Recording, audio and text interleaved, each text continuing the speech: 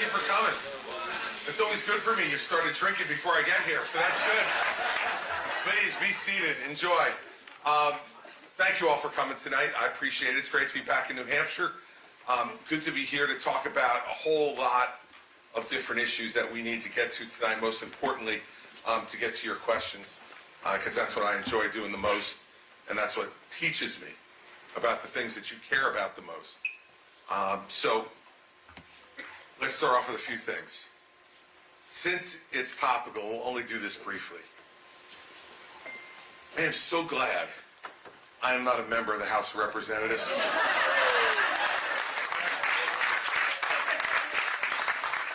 On my way here, I talked to a couple of my friends who are members of the House of Representatives. One of them said to me, at this point, I'm ready to resign and just get the hell out of here. This is just ridiculous. It's embarrassing. It's embarrassing, first and foremost, to our party, that we were given the majority by the American people to govern with conservative principles. We can't get out of our own way. It's embarrassing to our country when folks around the world are suffering from some enormous crises and America can't act. Because for 3 weeks now, the House of Representatives has been closed. It's embarrassing to democracy. And, you know, all I could say about it is this. What I've said before, just pick someone. I don't care. I quite frankly don't care if they pick you.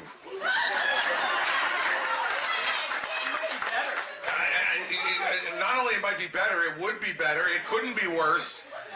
Someone from this room should just get in your car, drive to Washington, and say, look, you don't know me, that means you don't have any reason to hate me, why don't you make me Speaker of the House? And it's always great to see our former president and two-time nominee playing the extraordinarily constructive role he always tries to play by saying after Tom Emmer dropped out of the race today, I killed him. That was his quote. I killed him. Now, of course, he only had time to do that after he left his trial today, where he watched his former lawyer testify under oath that he regularly was instructed to lie by Donald Trump to increase fraudulently the value of his assets so he could make the Forbes 400 list. Because, of course, that's the most important thing in the world, is to be on the Forbes 400 list. Look, everybody, I had a reporter ask me today, like, when are voters going to start to understand some of this stuff? It is long overdue, and I'm not giving up or giving in explaining that I've known this guy for 22 years. He does not care about anyone other than himself. No one. He doesn't give a damn about this country, and his conduct every day proves he doesn't give a damn about this country. And when the House of Representatives can't elect a leader, instead of saying, you know what, this is what a real leader would do, I'm getting on my plane, I'm coming to Washington, I'm getting in a room with all 222 of you, and we're going to figure this out, and I'm not leaving until you pick someone. Instead, he's got to be up at his trial protecting his fake money. Instead, he calls reporters on background and says, I killed him. And talking about a guy who actually was trying to provide some leadership to the House of Representatives. And Tom Emmer, who's a guy I know, and is a really good person. Whether you agree or disagree with all of his votes or all his politics, you know, I say this all the time. The only person you agree with 100% of the time is you. And me too. I only agree with me 100% of the time. And, you know, we shouldn't be having that test. And it's embarrassing. Why is it so dangerous, though? Because it goes beyond embarrassing. It's dangerous. And the reason it's dangerous is because Israel, our greatest ally in the Middle East, is in a war, is under siege, and needs help from the American people who are willing to give it, except the House of Representatives can't get out of its own way to vote a bill to try to help Israel. And look, people have asked me what my priorities would be as president regarding this crisis in Israel. They're very clear. There's three of them. One, Israel has to protect its territorial integrity and the safety of its citizens, first and foremost. And whatever they need to do that, we have to support them.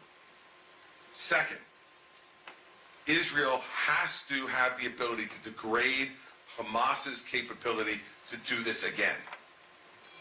And whatever they need to do that, we need to support and help them to do it. And third, we have to work to find a path to continue the progress we've been making towards having Israel make agreements with the United States and other Arab nations to isolate Iran. Because Iran is the country that is funding Hamas, militarily supporting Hamas with technology, and encouraging them to do this. So those should be the three priorities. And if I were president, I'd be on the phone with Prime Minister Netanyahu every day, making it clear to him that we'll support him unequivocally in those three priorities. And then let them make the decisions they need to make for their government and their people. I heard one of my opponents in this race today, the incredibly learned Vivek Ramaswamy, say no money for Israel.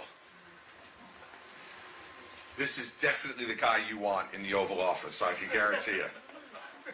38 years old with an 18-year-old mentality.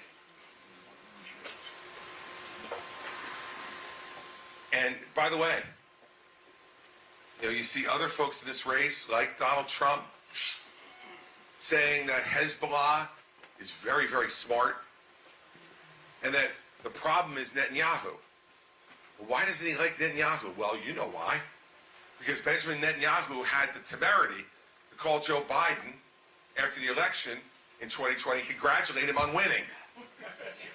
And Trump hasn't forgiven him since. So instead of worrying about what's happening in Israel, once again, it's all about me when it comes to Donald Trump. Why else is the House of Representatives situation so dangerous? Ukraine. Now understand, everybody, in my view, all of this is connected. Don't think these things are happening separately. Maybe it's because I'm from New Jersey and we're paranoid about everything.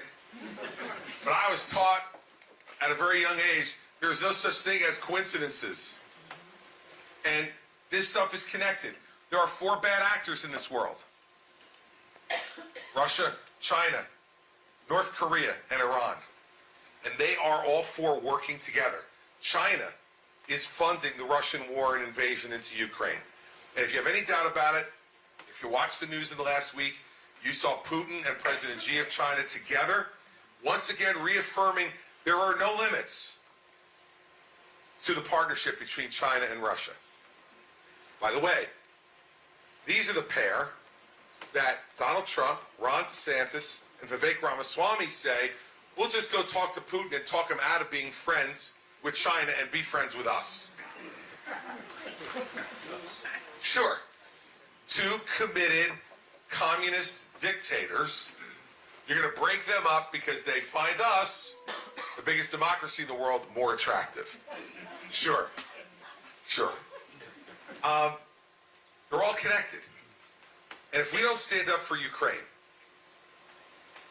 we are not the country that we say we are. And let's remember two things. First and most importantly, in 1992, we made a promise to Ukraine. Very few people in this race are talking about this, but we need to talk about it. When the Soviet Union collapsed in 1991, there were Soviet nuclear weapons in Ukraine. The Ukrainians wanted to keep them in order to protect themselves against a future Russian invasion. The United States said, no, please return those nuclear weapons to Russia. And if you do, we promise we will protect you if the Russians invade you. Well, let me tell you, everybody, we made the promise. And they did their part of the bargain. They gave the nuclear weapons back to the Russians, and now those nuclear weapons are pointed at them. And we have people in our party who are saying we have no business helping Ukraine. America's promises are worthless. We are going to run out of friends real fast, the world. You can't count on us when we give a word. And secondly, we have spent so far 5% of 1 year of the Pentagon's budget in helping Ukraine. 5% of 1 year of just the Pentagon's budget. And they have degraded 50% of the Russian military hardware. I don't know. Seems like a pretty good investment to me. And Barack Obama has not yet issued his apology to Mitt Romney when Romney said in 2012 the Russians are still our adversary. And you remember Obama said, Governor Romney, the 80s are calling and want their foreign policy back. Well, thanks for being such a smart ass, Mr. President, but you know what? You were wrong. And we're watching it play out right now. We're watching the Iranians give drone technology to the Russians to use against Ukraine. We're watching the North Koreans exchange missile technology with the Russians. We're watching it all happen right before our eyes. They're all connected. And we need to show that we will stand up for our friends in the world. And you know what? Sometimes it's not easy. But that's the price we pay for being the biggest, strongest, richest, freest country in the world. And if we want to remain that, then this is what we need to do. And the less we do it, the more others will fill that vacuum. And I don't want my grandchildren to live in a world that's dominated by the communist Russians and the communist Chinese.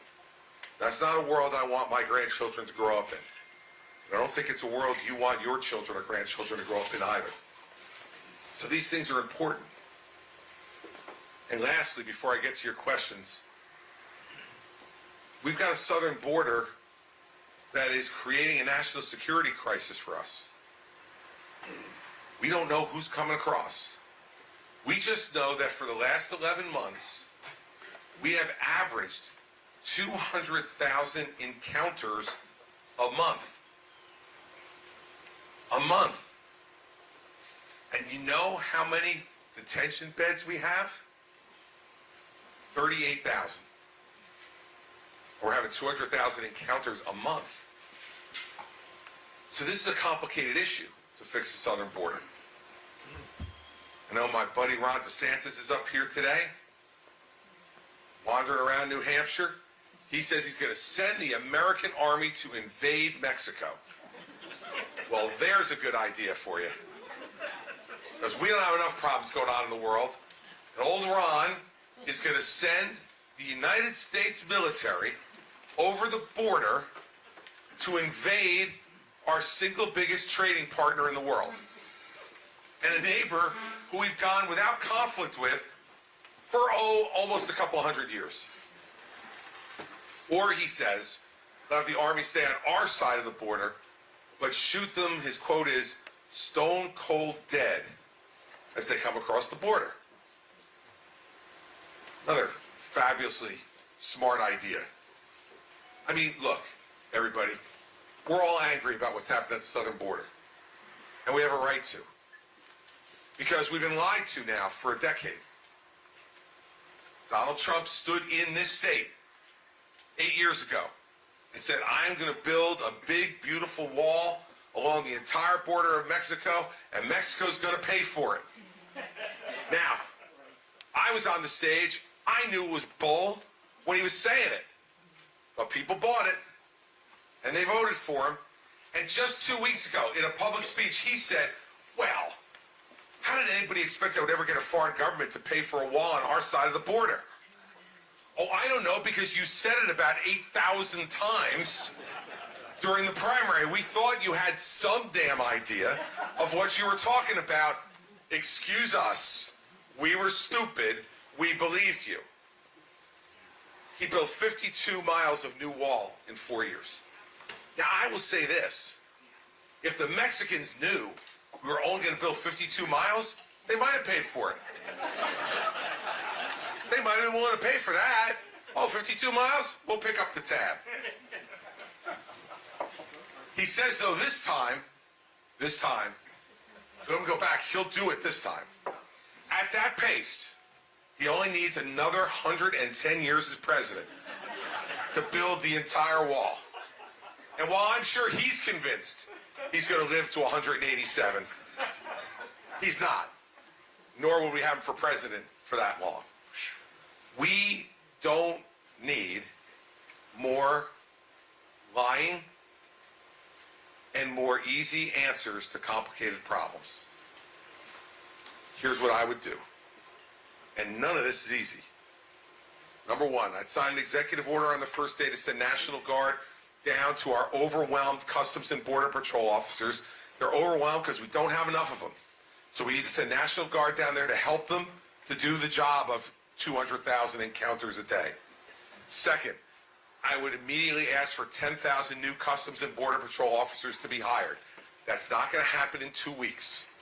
It's going to take a year to get them hired, get them trained, and get them deployed. Third, we do not have enough immigration judges in this country. And so what happens is people get captured, they claim asylum, our laws require them to get a hearing, and we tell them your hearing will be in 4 years. So we're going to release you into the United States and come back to El Paso in 4 years for your hearing. Sure they will. They've already been working for 3.5 years before they ever get to go back for a hearing, which they're never going to attend. So we need to triple the number of immigration judges. If we do that, we can bring the asylum hearing rate from 4 years to less than a year. Fourth, we need to double the number of beds that we have to detain people. Right now we have 38,000, we need 80,000 beds. Because for those people who are dangerous, who we don't want to release back into the country, we need a place to detain them while they wait to get their hearing and either get admitted into the country or sent back. We don't have nearly enough capacity to do that. And I'm going to start to answer that phone now. Who is calling? Who is calling you? If it rings again, I'm answering it. We're going to have fun.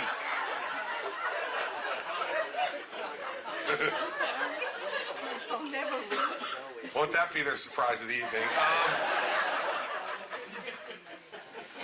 And fifth, yeah, I'm sure he's not calling me. I guarantee you that. It's definitely not Trump. I still have the number, but I don't think he's calling. I'll distribute it to all of you by the end of it. Remember, he did that to Lindsey Graham up here. Remember in 2016? He gave away Lindsey Graham's cell phone number. Poor Lindsey had every person in the world calling him. Maybe it's my time to do that to old Donald. So fifth, and most importantly, we need to change our immigration laws in this country to have a merit-based immigration system. And let me be clear about what I mean by that. We have 6 million open jobs in this country right now. In this economy, we have 6 million jobs that are open and have been open for quite some time. What that tells me is those are jobs that Americans either can't do or don't want to do. Well, if we're going to grow this economy, which we need to, then we need to get those jobs filled and get people working and paying taxes. And the way we've always done that in this country, every time we've had a time of significant growth, we have brought immigrants legally into this country to work, to pay taxes, and to become part of this country. And that's why we've grown faster and stronger and better than any country in the world. Because we didn't have to recruit people to come here. They want to come here. But they need to be told the only way to come here is legally And we're going to give you a path to get into this country. And, by the way, if you have skills that we need right now, we're going to put you at the front of the line. And then we need to say to employers, when you hire somebody, you got to use E-Verify and make sure they're legal. Now, to get those two things that Republicans want, we're going to have to give the Democrats something. I don't know what, but we're going to have to. Because you need 60 votes to pass any of this stuff in the U.S. Senate. So we're going to have to make a deal. And I'll end with that. There is no one better equipped in this race to do that than I am.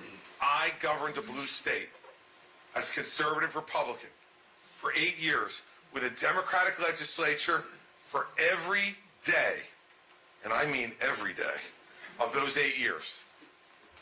With a Senate president who was the head of the Iron Workers Union. Imagine that. And we made things happen. Because we made a deal with each other. That our job is to put touchdowns in the end zone, not to just make headlines. Sometimes I gave in, and sometimes he gave in. And I think I got better than I gave. And he'd probably admit that too. But you got to know how to do this. What's happening down in Washington right now is a symptom of this disease. The disease of I will never, ever listen to the other side or compromise with them in any way. Well, that's a dictatorship, everybody, and we don't have one, nor do we want one. And so we need someone who can do this. And the last time we were in a situation like this was the late 70s. Think about how familiar it is. High inflation, high interest rates, sluggish economy, an energy crisis, raising prices, hostages in Iran, and the Soviets in Afghanistan. And a president at the time, in Jimmy Carter, who told us it was our fault. It was a malaise that we were suffering from. And it was our problem. I was 18 years old. Off to college for my freshman year and ready to vote for the first time in a presidential election. And I was pretty hopeless. I was going to college in that environment thinking to myself, like, what future am I going to have? And as I watched that campaign and got my absentee ballot out in my dorm room at the University of Delaware, I voted for Ronald Reagan because he gave me hope. He made me believe that he would know how to fix this because he had fixed California, a blue state, as a conservative Republican, because he knew how to make government work.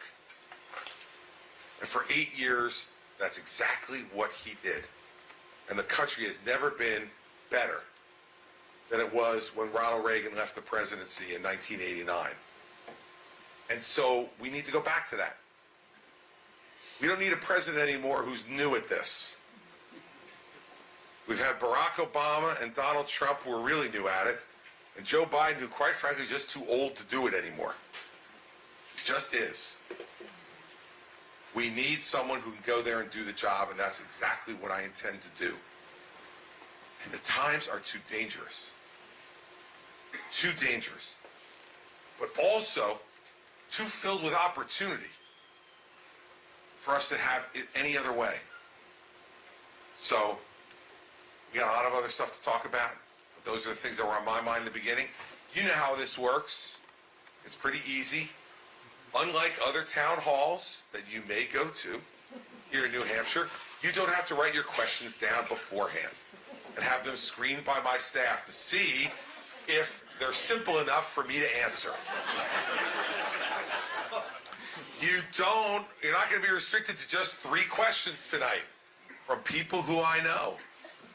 So I know that the questions will be okay. If you ask a tough question, I won't answer it and then just walk out because that was too tough and I need to go to bed. We're going to take as many questions as we can take tonight without keeping you here too long. And we're going to answer every one of them directly because that's the way I do things. I did 150 of these in my first term as governor of New Jersey, I did 100 of them the last time I ran here in New Hampshire 8 years ago. So if just from muscle memory I know how to do this. But the issues change, and I want to hear from you. So we have folks with microphones who will come around. So raise your hand. We'll start. Ma'am, right back there with you. And he's coming. You got 2 microphones coming at you. There you go. My name's Debbie, and I live in Manchester. I'm a school teacher, and I teach 7th and 8th grade STEAM. God bless you. Thank you. I think I need his blessing. Do you know what STEAM is? Is that science, technology, engineering, math, and art? Bingo. Or art and math, not order. All right. The reason I asked that question is I have asked that question at every town hall I have gone to, and you were the first person that knew what they were. That's because I'm a governor who's actually paying attention when I was there. Like I used to pay attention in class. You would have liked me in the 7th, 8th grade. I probably would I was have. precocious, but pretty smart. That's what I like. Good. So the other half of that question is, if you are going to be our next president, which would be a really awesome thing, how are you going to help the education system to understand that it's not about politics and it's not just about STEM, but it's about the whole child and the whole world? Well, look, I think the only way to do that when you're president is to talk about it. Is to talk about, like, I'm a product of the public education system, right? And I got a great public education where I went to school. I was very lucky. And I had wonderful teachers. And in fact, I did an event for WMUR when I was up here last week, and they asked me who, beside family members, who had been the most influential person on my life. And I said it was my 5th grade teacher named Mrs. Manishin. And for kindergarten through 4th grade, I got all A's. And then I went to Mrs. Manishin's class in the 5th grade, and we got an essay assignment in the first week, and we were turning it in on Friday. And I turned it in, and I got back there on Monday, and she gave out the essays, and I got a C+. And this was a completely debilitating moment for me. I didn't even know what that really meant, right? But all I knew was that it wasn't good. And I went up to her after school, and I said, Mrs. Manishin, I have never gotten a B, let alone a C+. Like, you need, I said, now imagine, this is 5th grade. I said to her, you need to reread this. Because I'm pretty convinced this is an A. And she put her hand on my shoulder, and she said, Chris, I'm sure you're convinced it's an A. It's a C+. She said, now, I don't know what you've been getting A's for before my class. She said, but if you want to get A's in my class, you better get to work. It's a lesson my parents had taught me, obviously, but it was different when it comes from somebody else and someone you respect like your teacher. And the amazing thing is that about 4 weeks ago, I got a letter at home with a return address from Texas that I recognized. Now, I get a lot of crazy mail at home, as you might imagine. So I opened it figuring it was going to either be someone asking me to autograph some stuff, which happens on a regular basis, or it was someone telling me that I was the worst human being on the face of the earth and I should just go away. It was neither. It was a letter from Mrs. Manishin. She is now 94 years old, and she saw me on TV, and she said to me, I'm very proud of you that you're running for president again and that you're standing up for what you think is right. That's the young man I knew in the 5th grade, and I tell all of my friends when we have breakfast together and we see you on TV, I taught that young man. A president needs to talk about those things, about how important education and teachers are in the lives of every one of our students, but also that education, and I tell my children this all the time, I have this fight with Mary Pat, who unfortunately is not here tonight. She usually is with me all the time, but she went to our youngest son is now a coach and a teacher at his old high school, and they had a state tournament game today in soccer, and she said, I want to go and support the coach, so I'm with you all the time. I'm staying with the coach today. So our 22-year-old coach today, who won the game 7-1, I got informed on the way over here. So they had a great game, but we have this fight all the time because Mary Pat was a business major in college, and I was a political science major. I had a liberal arts degree. She had a very technical business degree. And I argue with her all the time that we have to expose our children to literature, to the arts. We have to do more than just teach them how to be technicians. We need to teach them how to think. Civics. Right. These things that are all part of the social sciences that we need to put more emphasis on. This day, someone will talk about a book or a poet, and I'll say, oh yeah, I read that. And my wife will say, when did you read that? I've been with you for 37 years. I didn't see you read that. And I will often say, I read it in high school or college. And we need to teach our kids that there's more to life than this. Thank you. There's more that you can actually crack open a book. That not the entire world happens on television or streaming. And a president needs to talk about those things. It's not about the money. Look, we spend so much money on K-12 education now, as you know, $400 billion a year on K-12 education. And 39% of our 8th graders don't read at grade level. And 25% of our 8th graders don't do math at grade level. You know that that means that not only is that bad for our economy in the future, but much more drastically, I think, it's bad for our democracy. They're out the House of Representatives. That's exactly right. Exactly right. And that's what we're going to have, people who are known to have an intellectual curiosity, to want to learn more.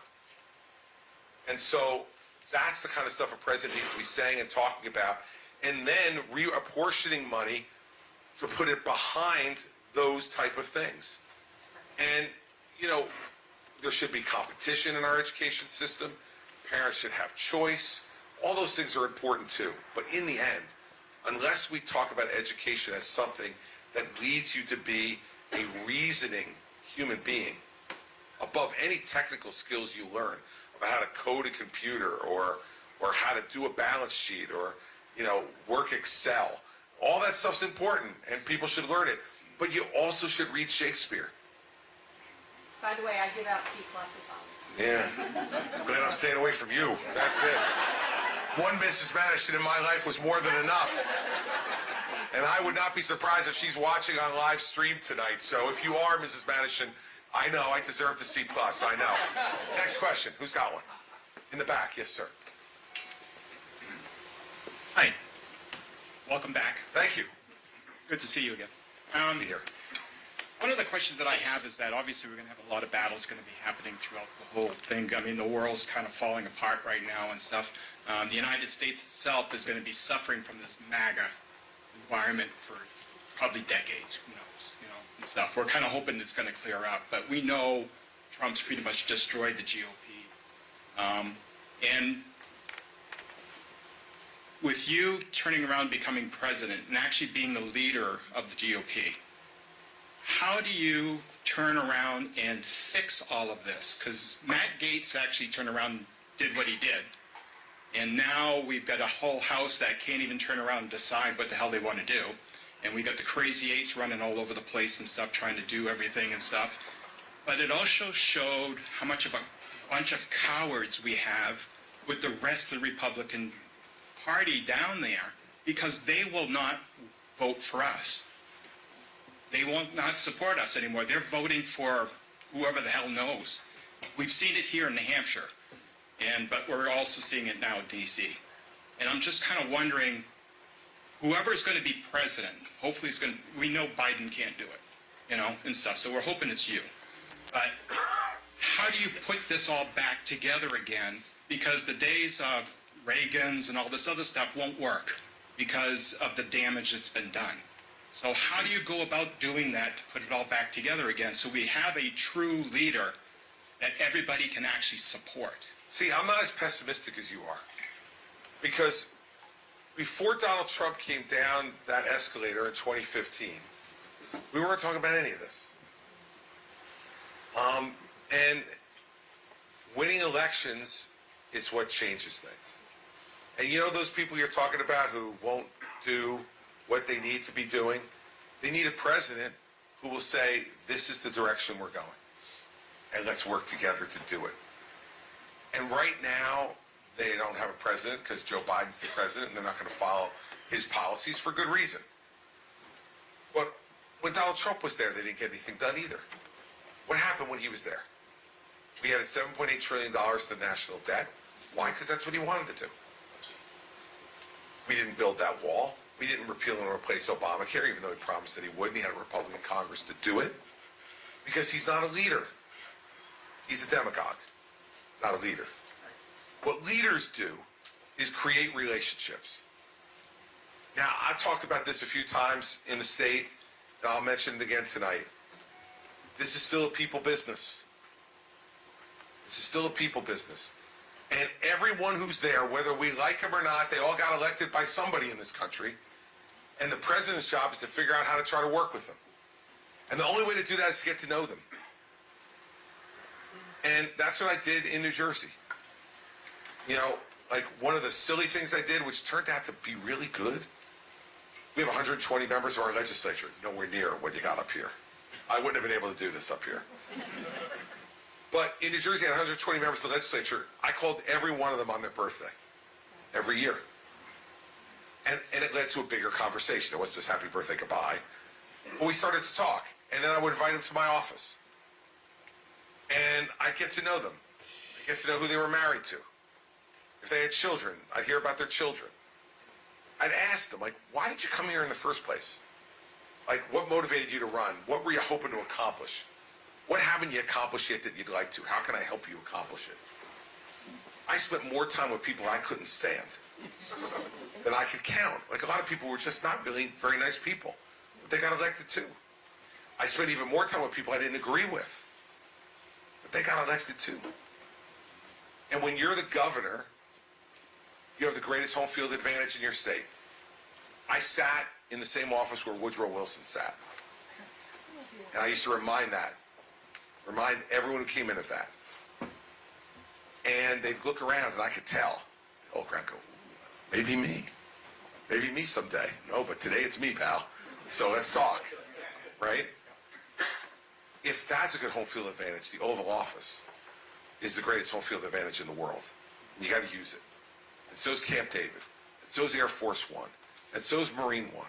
And all of those things that you can use to entice people to come and talk to you, to get to know you, and to break down some of the mystery. There is no silver bullet way to fix this problem. It is getting people to believe at core that you care about them, their problems, and their issues, and that you'll actually do something about it. And I'm not talking about the regular citizens. I'm talking about your representatives. And then it pans out from there. And it's hard work. And that's why Barack Obama didn't do it. Wasn't good at it. I mean, I dealt with him a lot, especially during Hurricane Sandy. I mean, he just doesn't like doing that stuff. Donald Trump's not good at it. Because you go and meet with Donald Trump, you got a half an hour, you spend 28 minutes on him, and then 2 minutes on you on the way out the door. And part of that 2 minutes is taken up by, do you want a picture with me? And Joe Biden, quite frankly, doesn't have the capacity to do it anymore. He just doesn't. He doesn't have the mental or physical capacity to do it anymore. And so we haven't had a president who's been willing to even try to do this since George W. Bush. And again, he came from a place of being a governor with a Democratic Senate. And he had to do it. You learn those skills when you have to. Not because you want to, because you have to be successful. And that's the way we do it. And I don't think it's unfixable. If I thought it was unfixable, I wouldn't be here. I absolutely believe and know in my heart it's fixable. I will be very tired when it's over. And I will be ready to retire at 70. But that's, 9 years from now. And there's a lot of work to be done in between. And so I'm not pessimistic about it. I'm realistic about it. There will be days I'll hate it. But I won't give up. Because I've seen it work. I've seen it work. And it can work. And that's why I'm here. So let's not be completely pessimistic. Because that's not who we are as Americans. Oh, no, I meant this guy, but can we pass that? And I'll get to you next. I'm sorry. I'm sorry. Governor, thanks for coming up. Sure. You've been here a lot. Continue to come back. We believe in you. This is great. Mike Megan, retired career military with my kid brother, public school civics teacher, Dan Megan. I couldn't agree more, and it's why I'm here. The front runner isn't fit to be isn't fit for the office. The more difficult question, maybe a bit of a rhetorical question, is how do we begin to restore decency to the Oval Office? It's not an easy question, I accept, but I had to throw it out there. Sure. Thanks again for coming. You're welcome, Mike. And thank you for your service, Mike. And Dan, thanks for teaching civics. It's good. It reminds me a bit of 2000. We had a president who had had an affair with an intern in the Oval Office. Not Kennedy. I said 2000. That was in the 1960s, for goodness sake. And I remember, well, Ted never made it to the Oval Office, thank goodness. And I remember that campaign in 2000, and I thought one of the most compelling parts of what George W. Bush said, and it was the end of most of his speeches, if you all were around here at that time and remember it, he would end his speeches by saying something to the effect of, and when I win, and I take the oath of office, I will not only promise to preserve, protect, and defend the Constitution, he said, but I promise I'll restore honor and dignity to the Oval Office. Right? He said it, and he did it. And it's whether you agree with his policies or you don't. President Bush, 43, his father did too, but we're talking about 43, he restored honor and dignity to that office. It can be done like this. All you need to do is have someone who has honor and has dignity and has integrity, who has the title. And they won't know any other way to act, because that's who they are. And we need, again, a person there that not only can run the country, but can run their own family. I mean, the last two presidents haven't been able to run their own families, for God's sake. They're all on the grift. Looks like a banana republic, for Christ's sake. I mean, seriously, think about it. You know, Trump's there, Jared and Ivanka get $2 billion from the Saudis 6 months after they walk out of the job. They made $43 million a year while they were working in the White House. You trying to tell me that they weren't trading on the power they had to be able to walk up to the residents and say whatever they needed to say to the President of the United States? And now you got Joe Biden. His brother is on the grift, Jim. His sister's on the grift. His son's on the grift. And the First Lady seems to think Air Force One is her own personal plane to any sporting event she wants to go to. Look, be honest about President Biden. I've known him for 40 years. I went to the University of Delaware. I was the president of student body there. I was on the board of trustees. And he was there. He was an alum. He used to come around to our tailgates at the football games and get beer from everybody. He's a perfectly wonderfully nice guy. Really was. But he lost control of his own family. And if I were his son right now, I would go up to him and put my hand on his shoulder and say, Dad, you've achieved amazing things in your life. You defeated Donald Trump. You became President of the United States. It's time to go home. What a loving son who's not on the grift would do is look at his 80-year-old father and how he's slowed down and how he can't function at that level anymore and say, I love you, so it's time to go home. That's honor and integrity too. That's putting the love of your father ahead of your own personal interests. And you want to restore honor and integrity? Then start by putting someone there who will set that example not only for the country, but start with their own family. We need to restore that in this country. And, you know, I'm spending all this time in New Hampshire because you're the folks who can make it happen. I don't want to hear you all bemoaning the horrible state of our country and, oh, woe is me, what am I supposed to do? You're the presidential wine tasters of America. You get to decide. You get to decide before anybody else. I was a caucus Only party members get to participate. This is a primary. Anybody who wants to come out and vote comes out and votes. And I don't want to hear that Donald Trump can't be beaten. I don't want to hear that you're defeated. I don't want to hear that we can't restore this country to what it has always been, but more importantly, what it could be. I'm not up here batting my head against the wall because I think these things are impossible. I think they're possible. But you're the ones who can make it happen. And so it's not just about you, it's about talking to everybody you know. And telling them, look, it's okay to admit Trump turned out to be a bore. He turned out to be incompetent. He turned out to be, and yeah, Democrats have attacked him unfairly at times. And yes, he's been pushed in a corner by the media at times. That's all true. Doesn't make him a good person or a good president.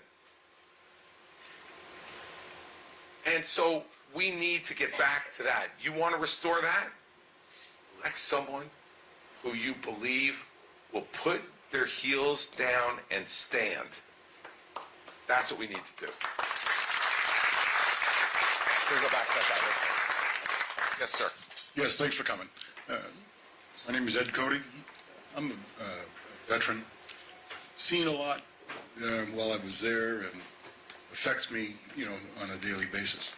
But having said that, I also have a son who just got deployed as far as the 2,000-man reactionary force. My question is, it's twofold. What are we going to do when these guys get back, such as myself, about treating them, or better yet, informing them of where they can get their benefits done and possibly maybe a place for them to stay? I see too many veterans homeless. I hear lots of money going around everywhere, but I have yet to hear what we're going to do about our veterans. My second part of this question is, with the way the Congress is acting, we're going to have a government shutdown. What's going to happen to our sons and daughters that are in harm's way that won't get paid? Not only they won't get paid, but more importantly, the families they have left won't see a paycheck either. How are they going to eat? How are they going to take care of their children? I haven't heard anything or any candidate address this issue. All right. Well, we're going to break your streak. Let's start in reverse. There is no excuse for closing down the government. I agree. None. No excuse for it. You get sent there to run it, not to close it. And these folks on both sides who think that somehow that's a sign of strength, that's a sign of complete and utter weakness and failure. And so we've got to make sure they understand that. And by the way, they kicked Kevin McCarthy out because he made a deal to keep the government open. Think about that. And if you remember, Kevin talked about two things: that we have an obligation to do this, given that we were elected, and that I will not let our military men and women go unpaid. Those are the 2 points he talked about every time about why he made the deal, and these 8 lunatics kicked him out because of it. So what we need to do is, on that front, is to reward the people who are willing to do their job and punish the people who aren't. Now, if there are people in any congressional delegation that favor closing the government, the next election they should be removed. But also, we need to have a situation where term limits come into effect in this country. Now, it's going to be very hard to do, right? Very hard to do. But I was term limited as governor of New Jersey. You know, the fact is that you could pass a law that allows for term limits. Now, of course, it's the very people whose terms you would be limiting who have to pass the laws. But it's an example of why we should not be allowing these folks to stay there forever. Because the longer they stay there, the less perspective they have on what really is going on in the country. On your first question, I advocated for this 8 years ago, and I still believe it today. I think any man or woman who serves in the United States military and is honorably discharged should be able to get a card that allows them to seek medical care and treatment, both for physical and mental health issues, at any doctor they want to go to anywhere in this country. The VA does as good a job as they can under the circumstances.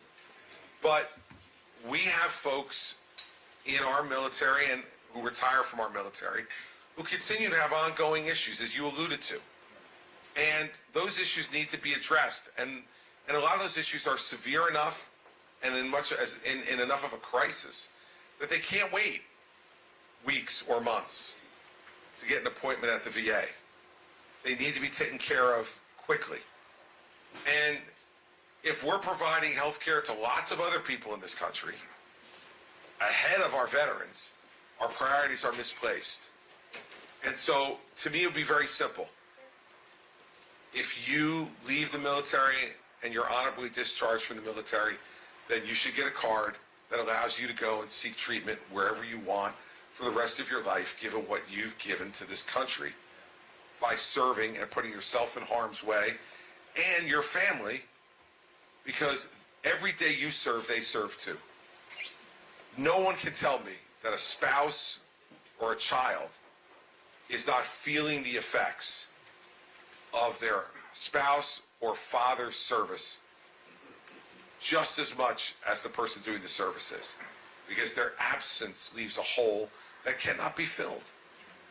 And the last thing they should have to worry about is whether they're going to have food on the table, or if they get sick, whether they go and see a doctor. The least this country can do for them is that. And so that's where I stood 8 years ago. It's where I stand today. And if I become president, that's exactly what I'll do. Thank you. Yes, sir. They're coming to you.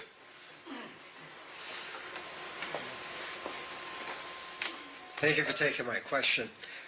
So, in the United States, caregivers and our family members provide about $600 billion worth of care to their family members. I know I was a caregiver for my parents, who were 2 hours away for 15 years. It was a long time to drive 2 hours each way.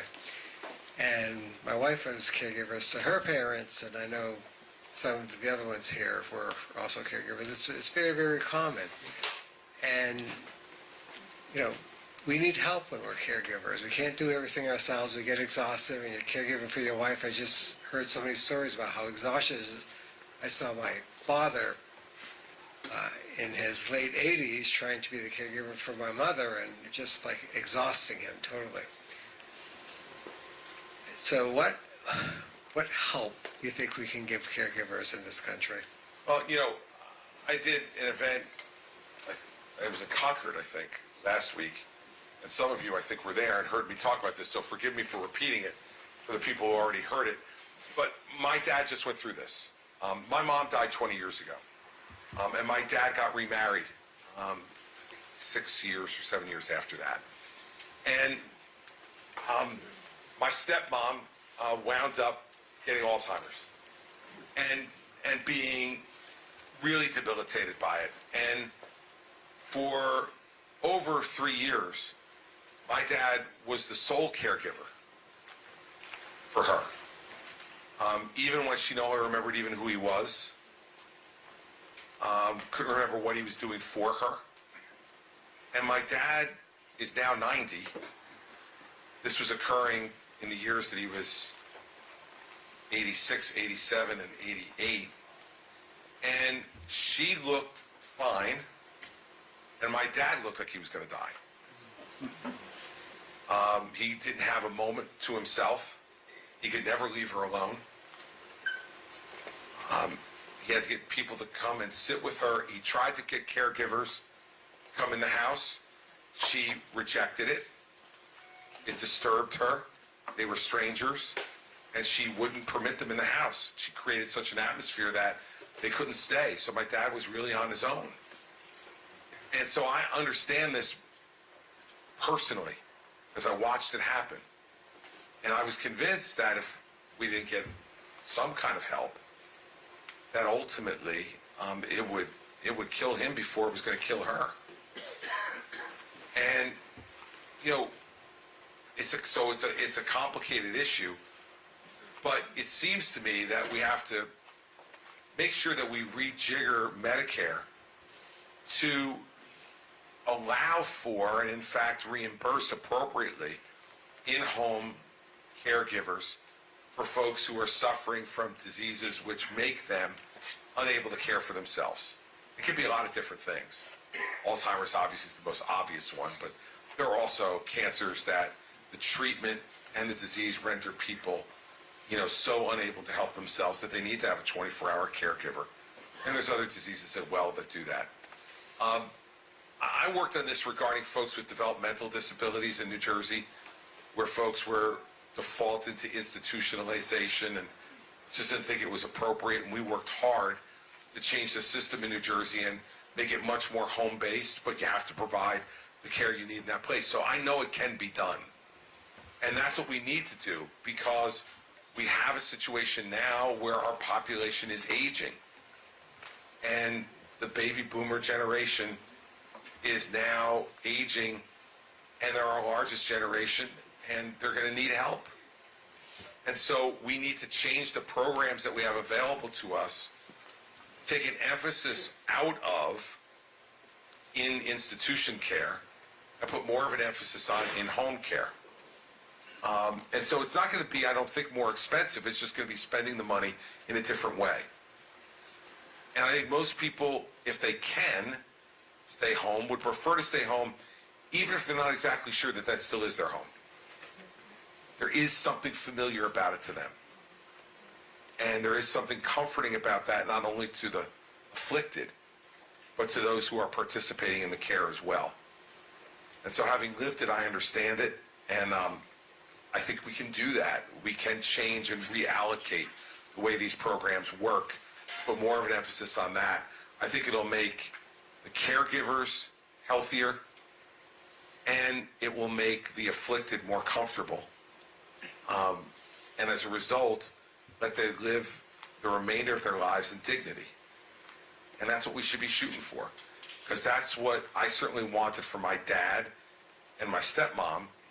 And if I want it for them, I shouldn't want any less for you if I'm your president. So that's the way I would go about it. Yes, ma'am.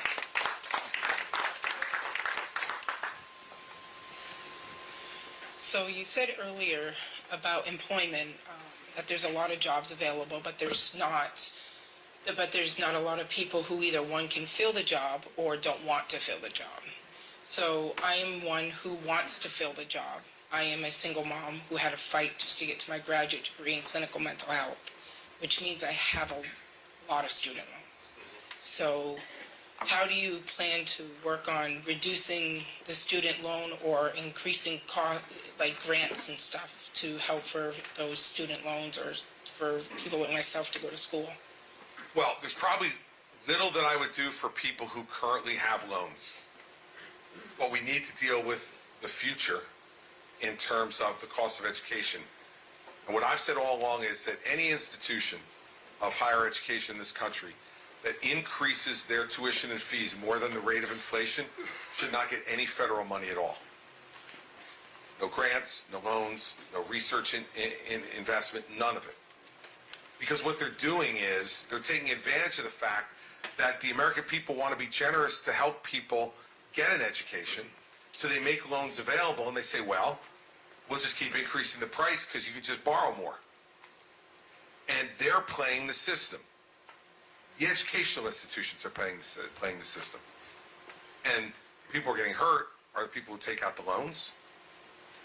They have to pay them back. I took out loans because my family couldn't afford to send me. And it took me 10 years to pay my loans back. And I remember, I was married, and when the last loan payment was made, that's when Mary Pat and I knew we could finally afford to buy a house. Because it was a mortgage. So I know exactly what you're talking about and have been through it. And I think the only way to do it is to lower the cost of higher education. And the way to do that, look, I have our fourth child now in college. she goes to Notre Dame as an undergrad. I wrote the check a couple of months ago, I guess in August, for her first semester at Notre Dame. Her first semester at Notre Dame was $40,200. Right? So, you know, like how can you expect that people can afford to deal with this? And there is no reason it should be that expensive. It's a wonderful place, it's a great school, all the rest. Yep. She's getting a good education, yes. But it is completely out of control. And they increase these costs every year by well above the rate of inflation. So I think the way to go about it is to put a control on those costs and say, whatever the rate of inflation is, that's fine. I understand your costs go up. Someone has to absorb those costs. But I will tell you the other thing that strikes me as we watch what's going on at some of our colleges' campuses right now and the growth of anti-Semitism that we're seeing. I look at these elite institutions, the Ivy League schools and others, that have tens of billions of dollars in their endowment. And what are they doing with it exactly? And they're certainly not giving money to someone like you to help you pay for your education in terms of grants, because they know you can take a loan. And then they can keep all their money. So, you know, we need to go to the source of the problem. And the source of the problem, in my view, are those institutions. Because they've been getting away with murder. They've taken advantage of the American people's generosity. And now, whenever we have an economic slowdown, and people aren't making the kind of money or be able to get the kind of job they need, that's the only time that anybody starts to talk or think about it. We need to deal with this, and we need to deal with it at the source. Keep costs under control, then you won't have to borrow so much to go.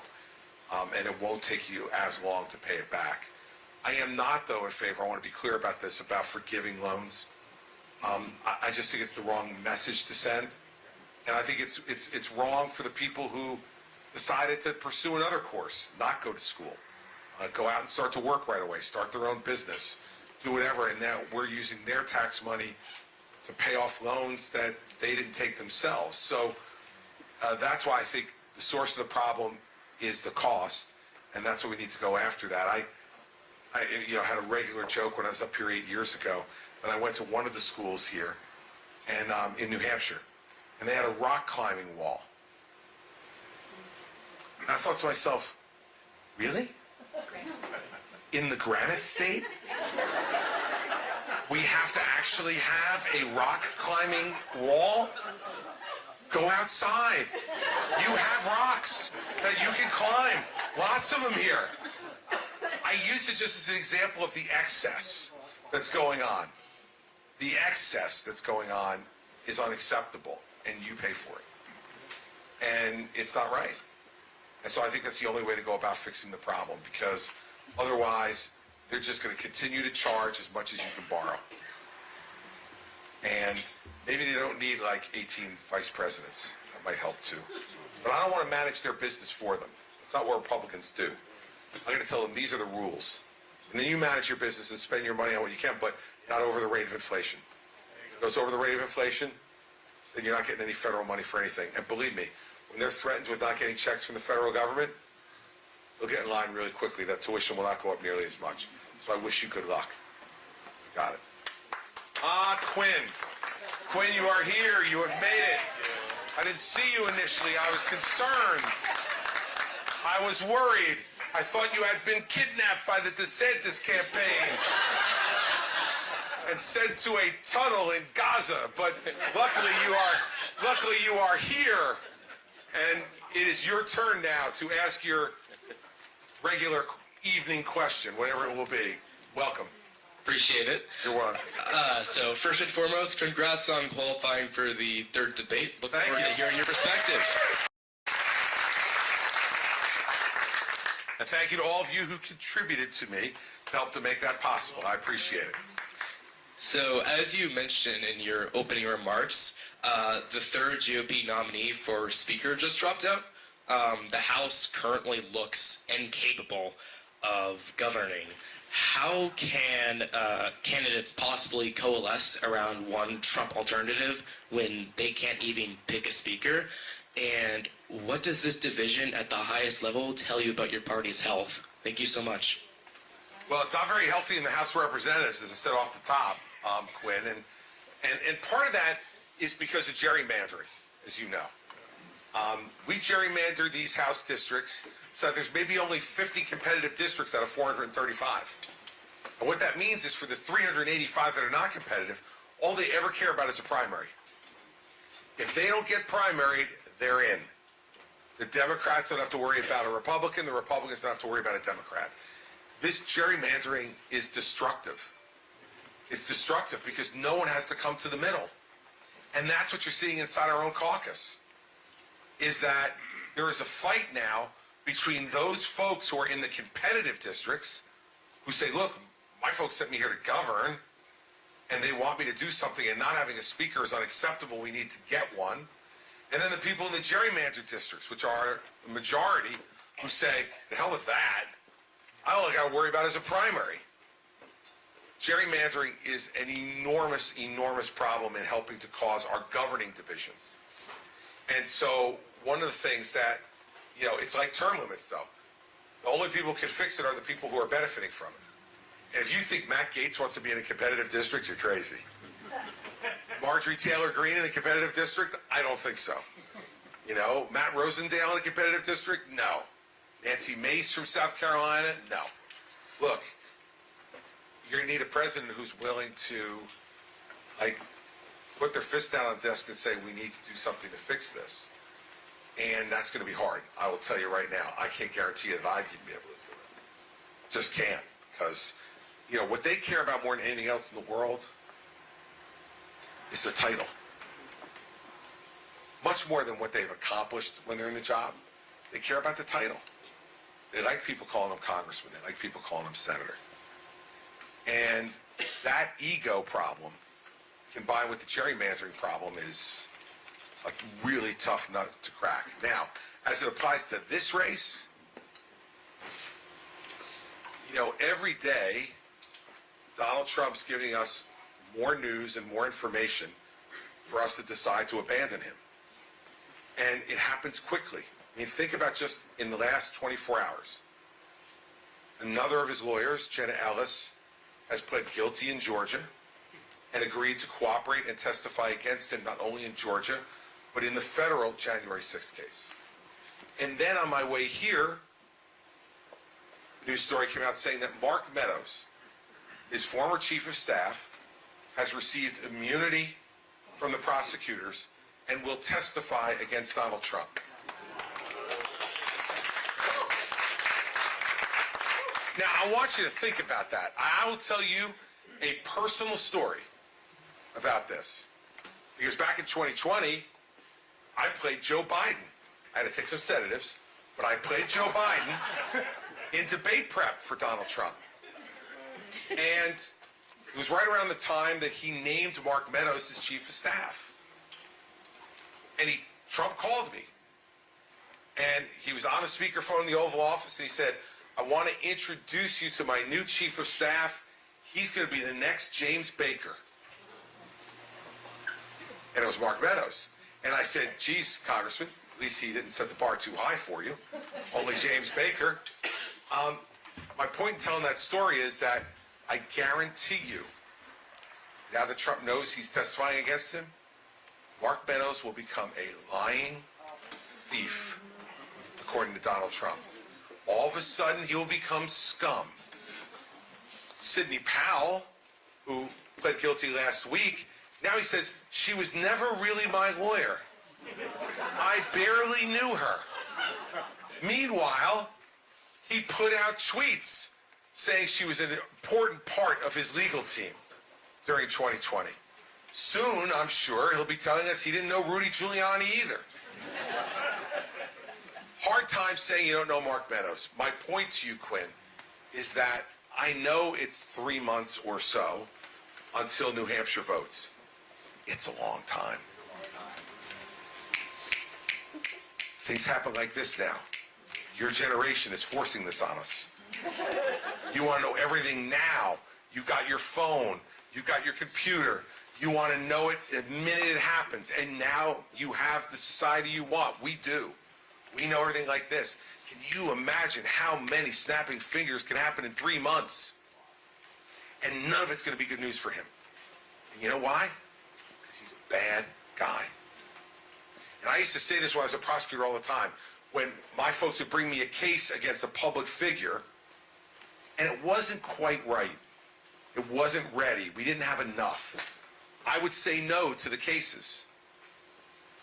And they would invariably, because these are young, aggressive prosecutors, and they'd want to bring the case, and they'd believe in it, and they'd say to me, boss, come on.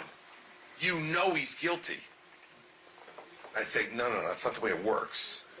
I don't know anything. It's what I can prove that matters. But what I used to say to him at the end of that was, but I promise you something. If he's as bad a guy as you say he is, he'll be back. Because they don't change their stripes. He'll be back. And that's what's happening with Donald Trump. He has dodged the law for years now.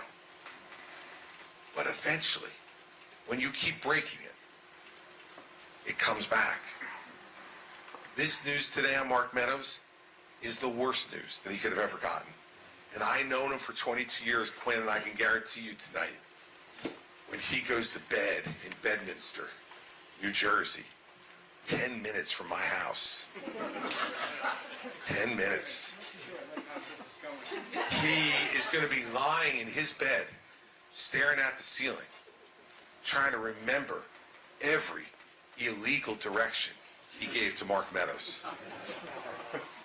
And so everybody who says, oh, the polls are this or that, and oh, how could it possibly be done? 3 months of snapping fingers from a guy who's a bad guy. And so my party will tell me a lot about itself at the only time it matters. It's when they vote.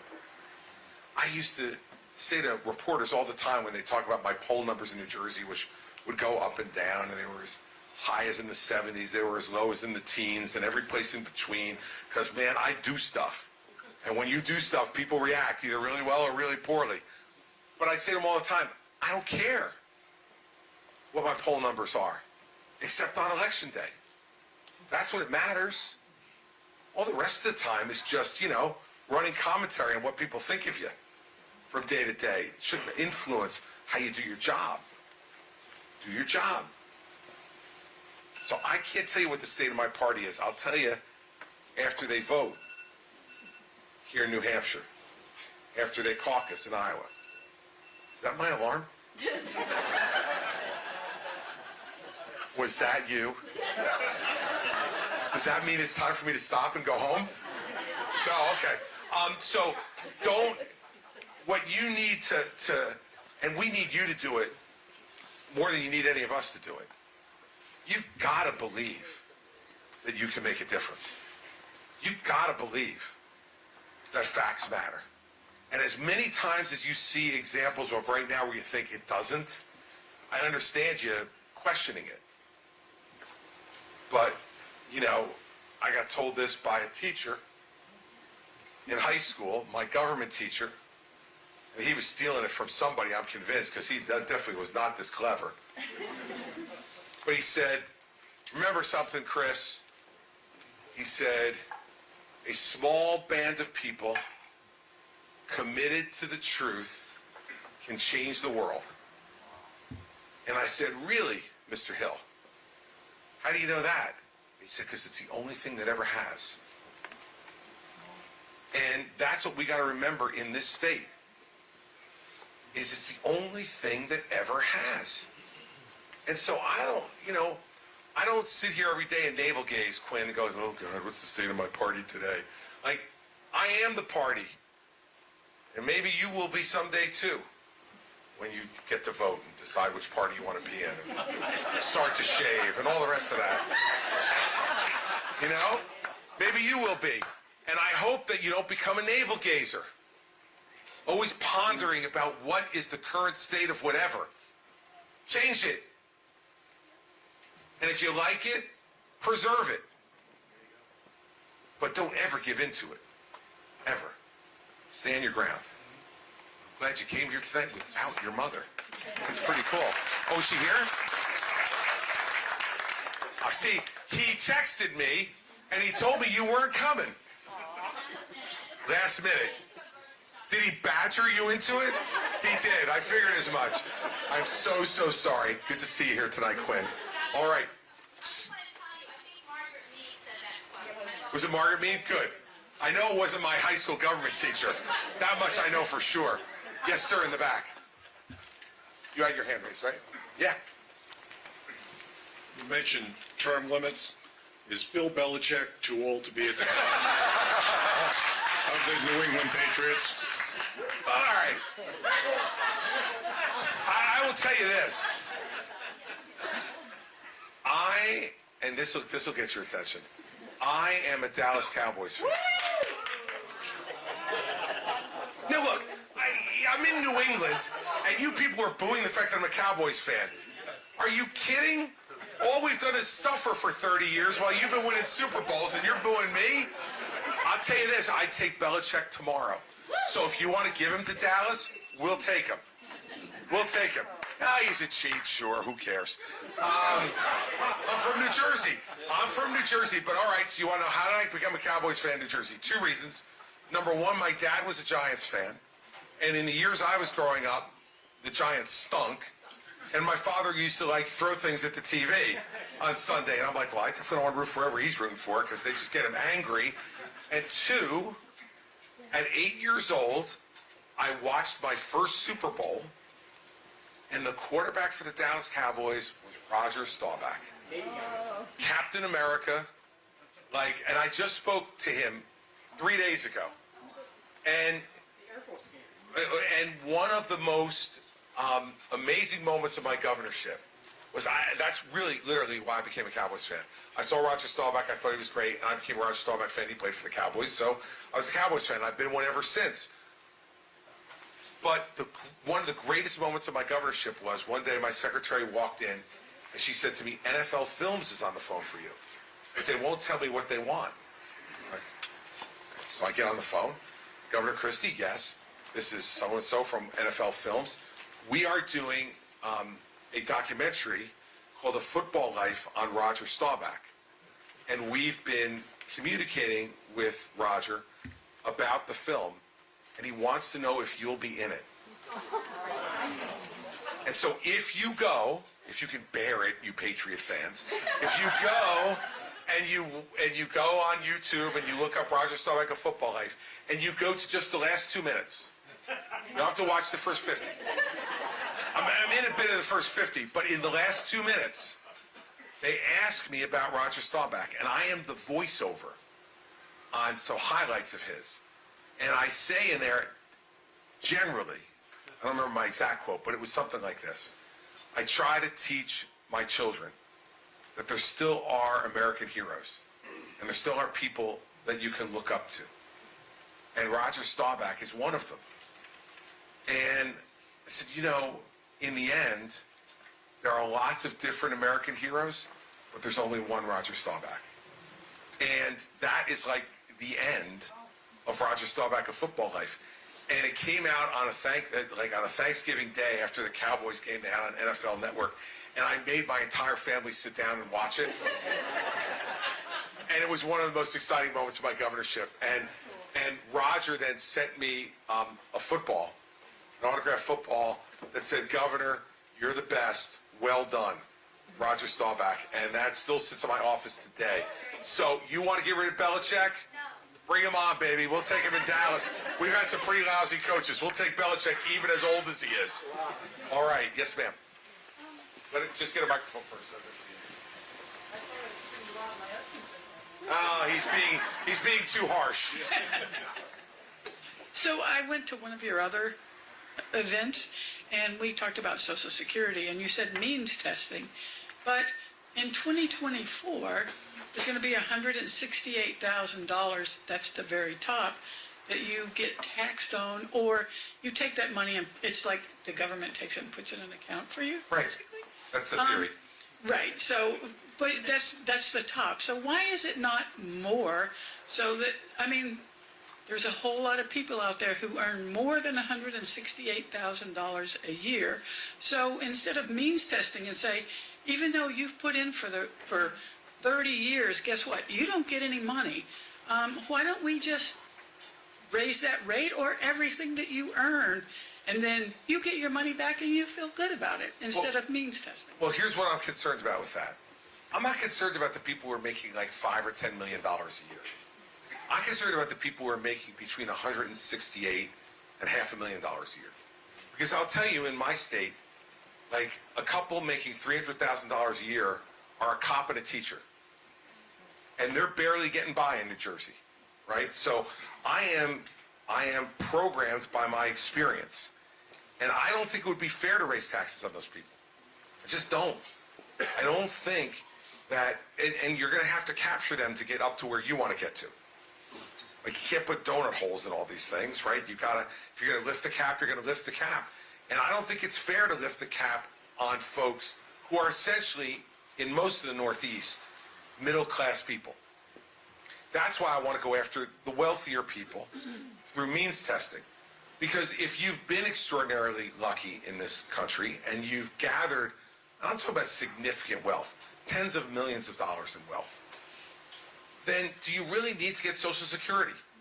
So for instance, if you've been able to save $15 million in your life, you retire and you have $15 million in investments in the bank, do you really need the Social Security check? Well, look, just because other people have sinned doesn't mean that we're allowed to continue to sin.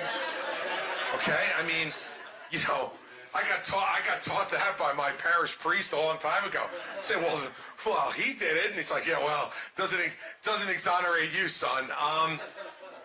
We're in a different circumstance too. The system wasn't in crisis then; it's in crisis now. It's 11 short years, and then people will be facing a 24% cut in benefits. So I use the analogy, and I may have used it when you heard me last. People say, I put my money in, I deserve my money out. Well, first of all, within about 3.5 or 4 years, you get all the money out that you ever put in. But let's put that aside for a second. There's lots of government programs that you pay for that you don't have to get any direct benefit out of, right? So, like, for instance, I've never been on food stamps. I'm incredibly fortunate never been on food stamps.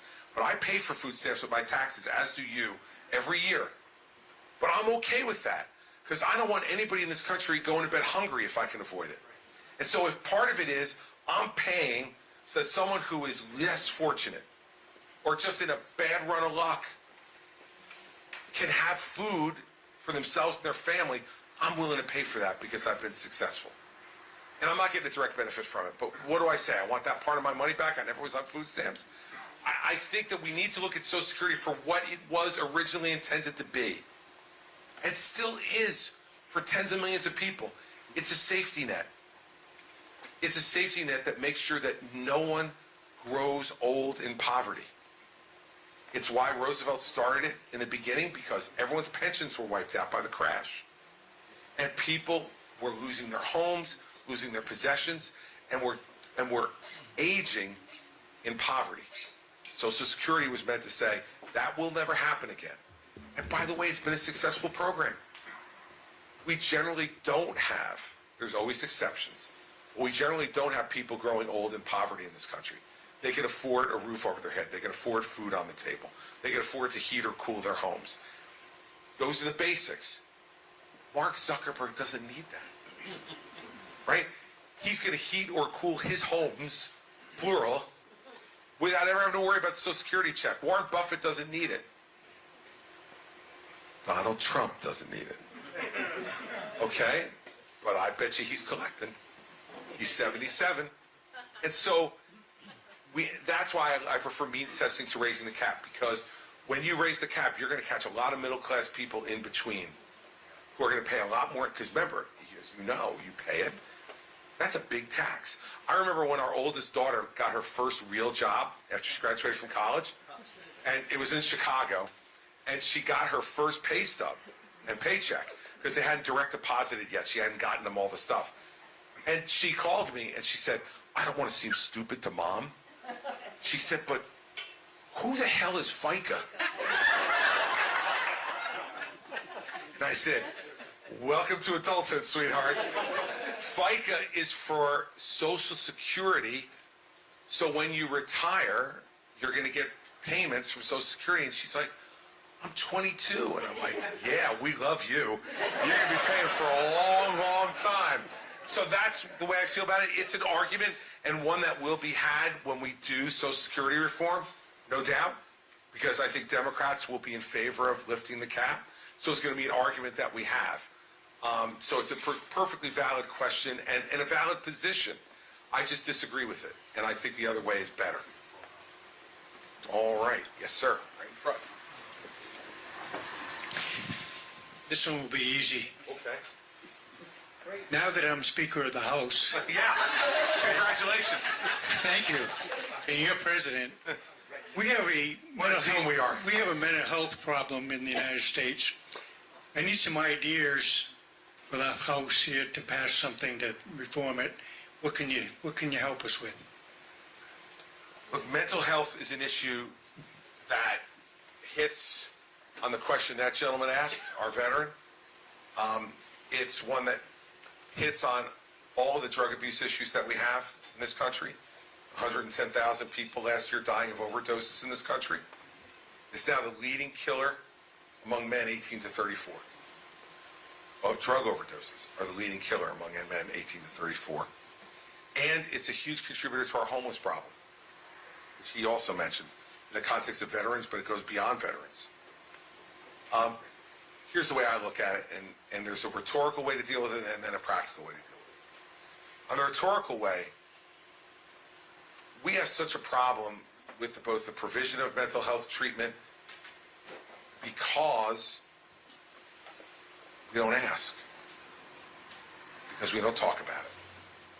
See, if a family member of ours gets cancer, we have no problem going to anyone and asking them, do you know a doctor, do you know a hospital that deals with this? My loved one has cancer. My loved one has heart disease. My loved one has diabetes. No problem.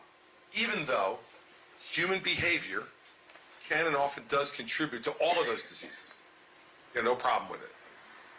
But if a member of our family has a mental health issue, do we talk about it? Do we ask for help? In the main, no. It's still stigmatized. It's still like there must be something wrong with your family if someone is crazy.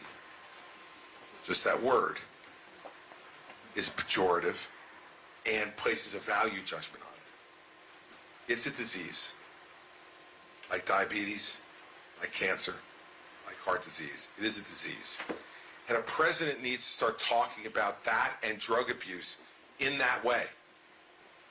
It's not a moral failing. It is a disease that some people are more prone to, like some people have a family history of all those other diseases. And a president needs to be saying to people, it is not only okay to ask for help, it is wrong not to. Because people with mental health issues and drug abuse issues can be treated. And they can be helped. And they can be restored to normal life. But they got to first ask, or we have to help get them there. And both we fail on. So that's rhetorically. And practically, look, we need to provide incentives to have more mental health care providers. Part of the problem is we don't have enough people doing it. And so it's very hard to get that treatment. It's part of what's going on with veterans for sure. And we need to give incentives for folks to go into the areas of medicine where we have shortages. I suspect we don't need any more dermatologists or plastic surgeons. When I look around this country, I think we got plenty of them. Seems to me.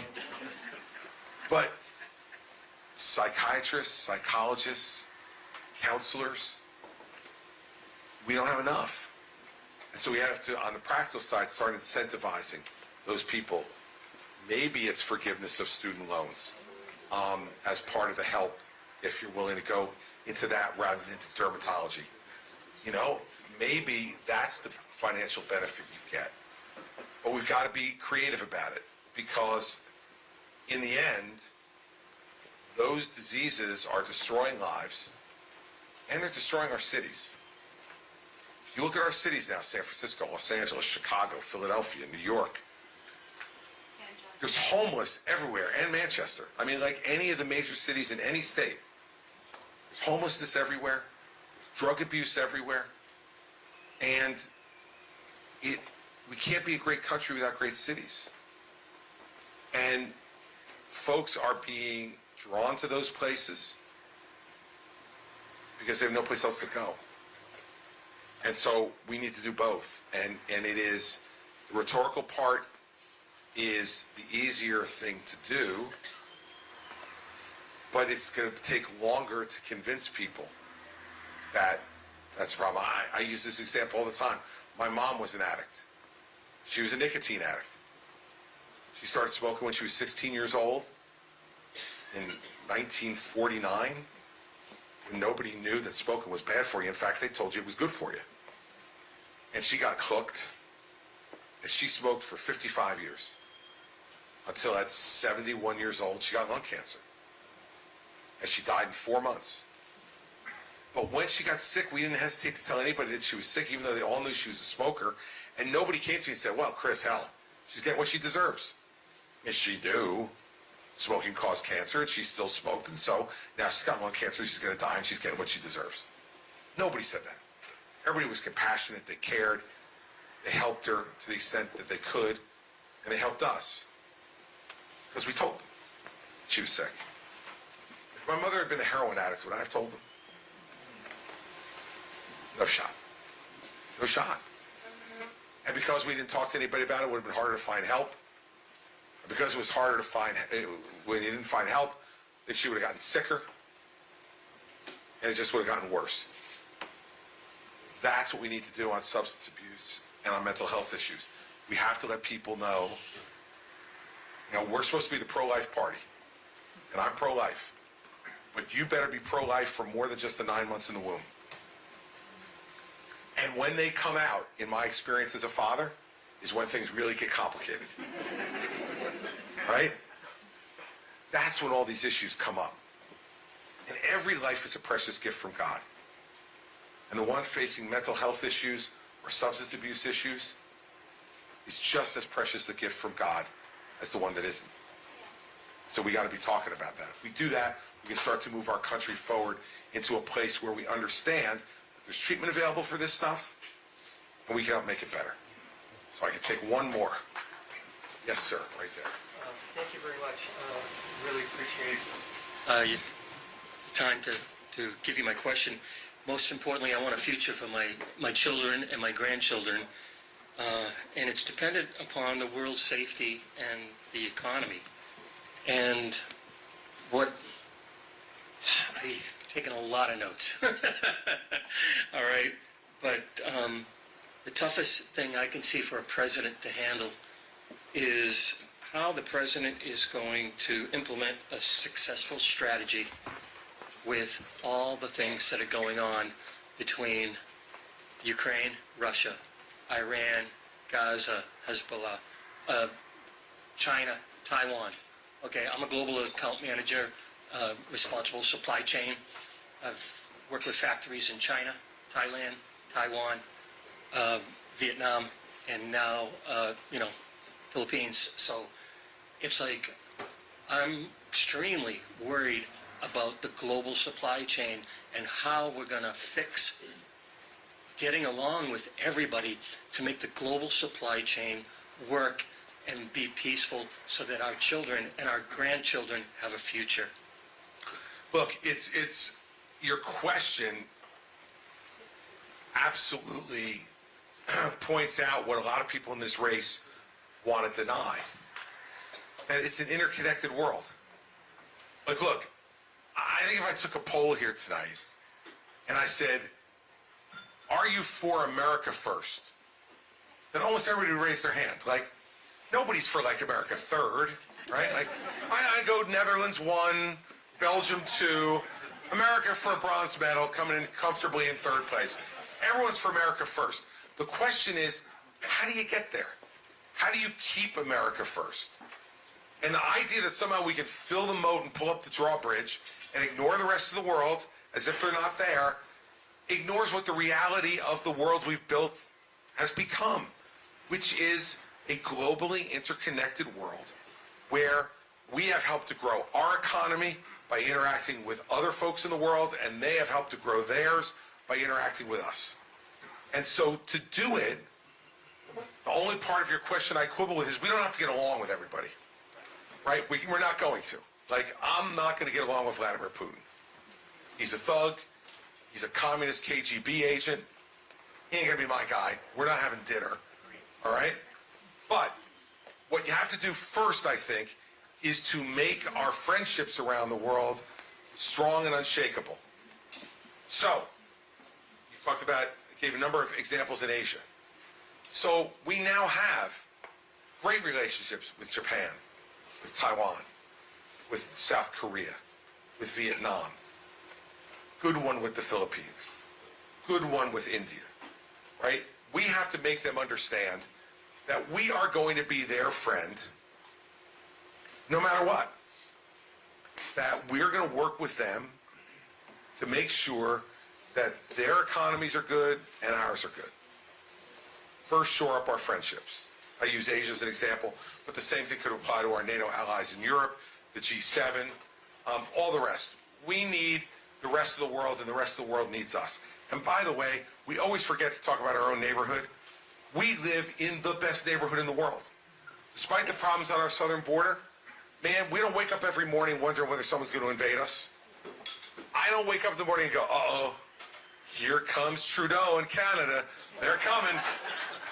They're going to take Vermont. Maybe we should let them take Vermont. But nonetheless, we're not worried about that stuff. So we should first solidify our friendships. And that means sometimes doing difficult things to have to help them. Second, our adversaries, competitors, need to know that when we say something, we mean it, and that we don't begrudge them their growth as long as they do it fairly, as long as we're on an even playing field. So China's China. They're the second largest economy in the world. We helped get them there. And now they try to stick it to us every day. All right, we can be mad about it if we want. And there are times we should be. But what they need to understand is no more you're a growing agrarian economy that, hey, you're number 2 in the world. That means all the rules need to apply to you the same way they apply to us. And that is whether it concerns the fairness of trade, the protection of intellectual property, the climate, any of the things that people want us to do, they've got to be doing now. You want to be number 2? They want to be number 1. But if you're already number 2, no different rules now. Okay? You're on the same playing field as all of us. And they need to know that. Our real enemies, and I would put China in there, Russia, Iran, North Korea, they need to understand that we're not going to allow them to affect global trade in a way that injures us or our allies. So that means we're going to have a bigger Navy. Because right now China's Navy is bigger than ours. And we cannot allow them to control the South China Sea and those shipping lanes. Because if they do, they'll stick it to us. Right, and developing islands and putting runways on them and using them as military installations. Right? We've let that go. Obama let that go. Trump let that go. Can't let that go. We've got to tell them this is unacceptable, and if you're going to continue to do it, then we're going to start to reduce our trade with you. There are going to be penalties that are involved in it. It's complicated, but it's not hard if you're willing to be resolute about it. If you start making exceptions to every rule, then things start to get complicated and hard. But, well, of course we do. Just like the Republicans and Democrats in the House? Well, of course we do. That's why I'm saying with the Chinese, like, I don't begrudge them their growth. Let them grow. But guess what? If you want us to reduce carbon emissions in this country so that the world can benefit, we've reduced them by 1 billion tons a year every year for the last 10 years. They've increased them by 5 billion tons a year every year for the last 10 years. No. Done now. You're not growing your economy anymore from nothing to something. You're number two. You got to play by these rules too. So, yes, we did compromise with them for a long time. It allowed them to indiscriminately steal our intellectual property, indiscriminately burn coal in a way that we knew was polluting the planet. We said, okay, we had our moments in the 1800s when we were doing that. We're giving them their time now. So we've compromised a lot with them now. And we'll still have to make some compromises as we go along the way. But we can't compromise our principles on things. And that's the difference. So yeah, compromise on individual issues, sure. You're going to have to. But, individual principles, though, that undergird our capitalist system can't be compromised. And they need to know that. And by the way, they already do. And on the stuff they like about us, they imitate us. They just don't like the freedom part. That one they're against. The free speech part, the freedom of religion part, they're not too keen on that. But, People don't know anything. I have a lot of friends there, and they don't have a clue to what's going on in the world. When I tell them what's going on, they go, what? No, we never heard of it. no, They keep it super secret over there. of course. Look, that's why none of our social media companies are allowed in China. Right? That's why I would get rid of TikTok. Not because I have anything really against TikTok, except that's theirs. We let them come in here and do whatever they want, but Facebook and Instagram and X and all the rest can't go there. Well, that's what I'm talking about in terms of fairness. Okay, you want a closed society? That's fine. Then take TikTok and bring it back there. We don't want it anymore. Unless you're going to give our companies the same kind of access to your 1.4 billion people and all the rest of it that goes along with it, right? So these are issues that we got to deal with that are really important, but they're handleable if you show some consistency. You can't tariff every country in the world, because guess what? You know who winds up paying for that? We do. Because the tariffs just lead to higher prices and more inflation. That's all they do. They make everybody feel good. They make, King Kong Trump bangs his chest and says how tough he was on somebody, because he doesn't have to worry about paying for it. But people pay for it both out of their pocketbooks and with their jobs in some instances. So I think you're absolutely right that it's one of the key issues of this global problem is, and we saw it during COVID, didn't we? It got real complicated then. And that's also the last piece of it, which is there is certain stuff we now need to insource. There's certain manufacturing. Doesn't mean they can't do it anymore and we don't buy things from them. But we have to have the minimum that we need on certain things created here in this country. Because when we had a crisis like that and we didn't have protective gear and we didn't have certain drugs available to us because much of it was manufactured in China and they weren't giving it to us, we realized that we had put ourselves in a bit of a real problem. No, and we need to be a country that can mostly self-sustain. We're never going to be able to completely self-sustain, nor would we want to, because that wouldn't make us the most vibrant economy we could be.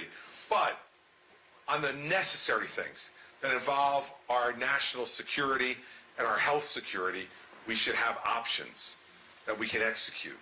And there's a way to do that. But you got to have a plan. And you got to be willing to execute the plan. And it's going to cost something. But I think our corporations in this country, after the COVID experience, are more than willing to invest in that if we give them the opportunity, because they realize how bad off they were when COVID hit. So now you were giving me the one finger up thing, which means one more question. See, now I'm breaking the rules, but I'll break them for you, yes. Oh. Is it yours? Oh, here, take the microphone. Thank you. There are predispositions here that I think are dominating our country, and we're segmented into buckets, sandboxes, which I think is the biggest problem. I don't think if you asked anybody here, they would have guessed you're a Cowboys fan. They would have assumed, because you're from New Jersey, you're X. Giants or Jets, probably. Giants or Or Jets. Eagles, maybe. Right. This God is my forbid. fourth town hall with you. Next town hall, we'll start talking about Red Sox. We're not sure where you are with the Red Sox or Yankees or anything. No, I'm not a Yankee fan. Okay, all right, well then, everybody here just voted for you. I'm a Mets fan, and I apologize again for 1986.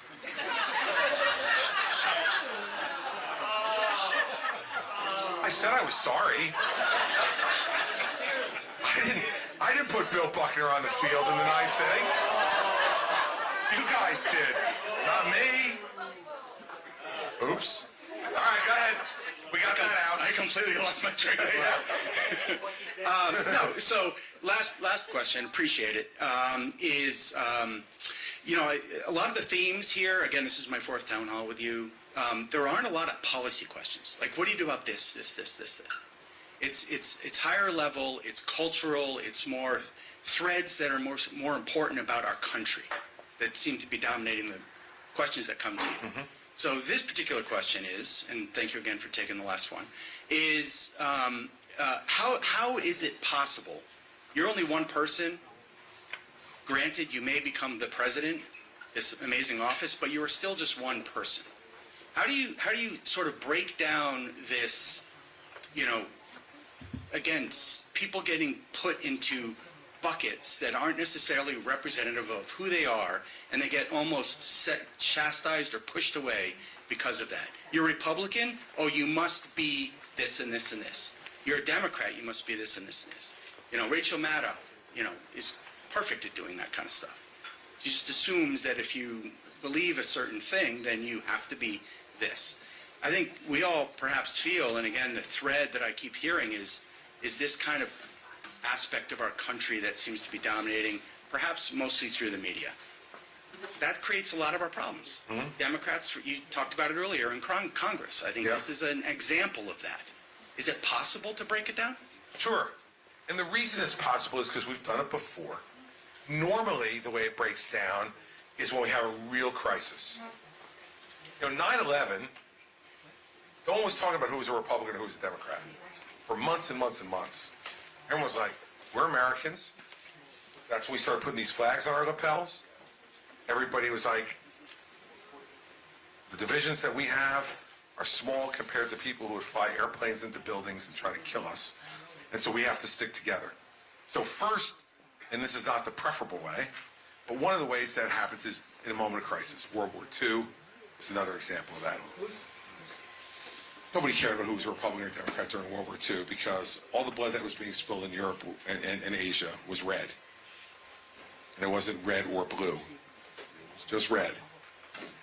I think part of it is, and I harken back to Reagan again, in part because he was my first vote, but in also part because I just finished writing a book about him that's going to come out in a few months, in February. And the title of the book's What Would Reagan Do? And you know, I spent a lot of time working on the book, and so I kind of immersed myself in the things that he did. And he was far from perfect.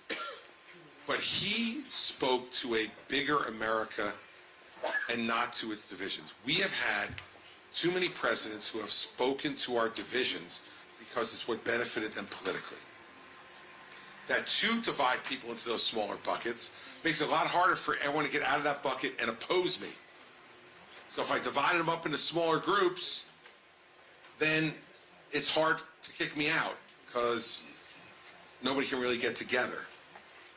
Reagan never worried about that. He just went bigger and bigger and bigger. And what happened? When he ran for re-election, he won 49 states. Now, you say, can we bring the country back together? He won 49 states. We can't even conceive of that today, that that's possible. But it happened, and it happened only 40 years ago. It was 1984. This will be the 40th anniversary of those 49 state win. I do believe, and I saw this happen in New Jersey. Okay, so it is one of the bluest states, if not the bluest state in the country. We haven't elected a Democrat to the United States, or a Republican to the United States Senate for 50 years. We have the longest streak of any state in the country not to elect a Republican to the U.S. Senate. 1972. For those of you who have been around that long, his name was Cliff Case, last Republican to win in New Jersey for the United States Senate. So I'm this Republican conservative of this blue state. I got elected the first time in a three-way race with 48% of the vote. So I didn't even win a majority of the vote when I first got elected. And what I said to my deputy chief of staff on our first day in office was, I'm going to give you a challenge.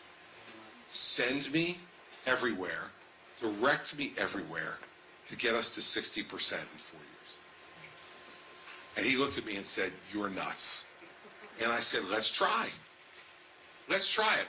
So I did things like, I did a town hall at a Baptist church in Irvington, New Jersey. Now, Irvington, New Jersey is like our 9th largest city. It is 93% African American. And in my first election, in a city of about 50,000 people, I got 349 votes. So I said to them, okay, let's go to Irvington for a town hall. And my deputy chief of staff looked at me and goes, really, Irvington? I want to just remind you that you got 349 votes there the first time. I said, I know, but see if there's anyone who will host us. So the guy who hosted us was the pastor of a place called the Love Baptist Church in Irvington, New Jersey. So the day we're going to do this town hall meeting, I show up to the side of the church, and I get out of the car, my deputy chief of staff is standing there, and I said, so, what do you think? And he goes, well, he said, this is either going to be a great day for me or the last day of my employment with you. I don't know which way it's going to work, but go on in there and see what you got. So I came to the side door, the pastor met me, I thanked him for inviting me, and I said, so what kind of crowds do we have in there? He goes, standing room only crowd, it's 550 people in there. I said, okay.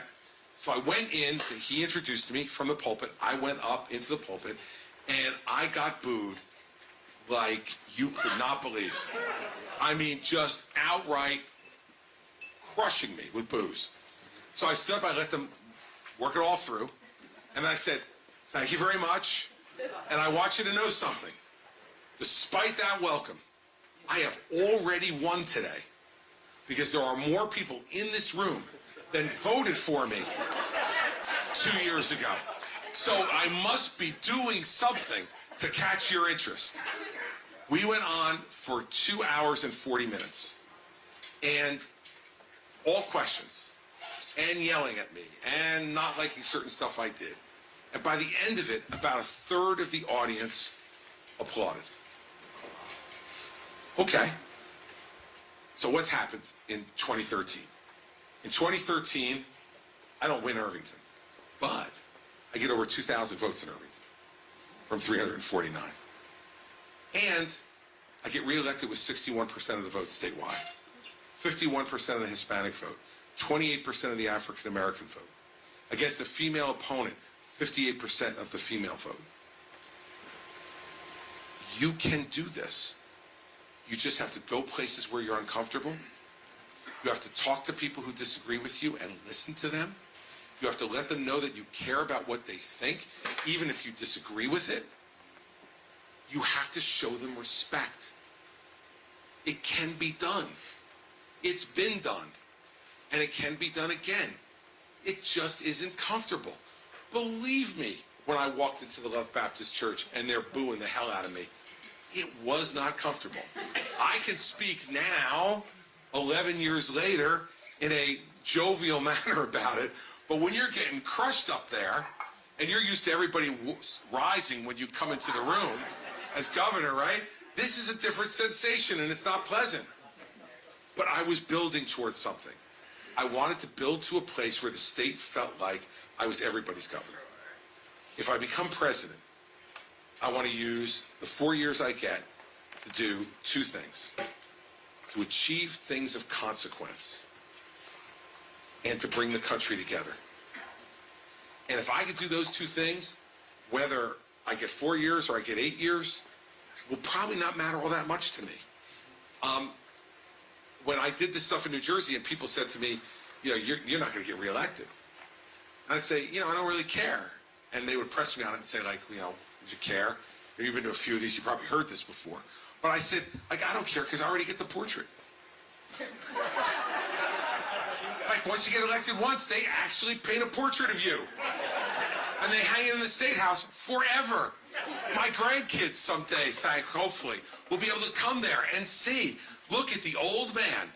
He was not always crazy. Look at him. He actually did something. I said, that's it, I get the portrait. All we're arguing about is the little brass plaque. And whether it says 4 years or 8 years. That's all we're arguing over. I'm not going to sell my soul for 4 more years on a little brass plaque. And you got to think that way every day in these jobs. And if you do, you have a chance of breaking through. You may not. And it may fail. Because we're human. But that's the mindset you have to have. And I believe that's what Reagan felt. And I think that's why he broke through. And we haven't had a president since then who thought that way. And that is why we need to do something different here. And it's a good place. I'm glad I took the extra question. And I thought it was yours. If it was his, I wouldn't have taken it. I was going to take yours, but it's okay. I know. I've gotten the bait and switch thing before. It's all good. It's a good place to end. Like, look, I'm counting on you. I'm going to be honest with you. Everyone else, by the way, has left for Iowa. As you can see. Tim Scott announced yesterday, moving everybody to Iowa. Right? Ron DeSantis came here today just to make sure he touched base. He's back to Iowa. Right? Trump's in Iowa. He's here for a day yesterday. Out of here. Filed for the ballot. Got out. I'm here, and I'm not going anywhere. And I'm counting on you. Because, as I said off the top, this is the fairest, most open primary for president in the country.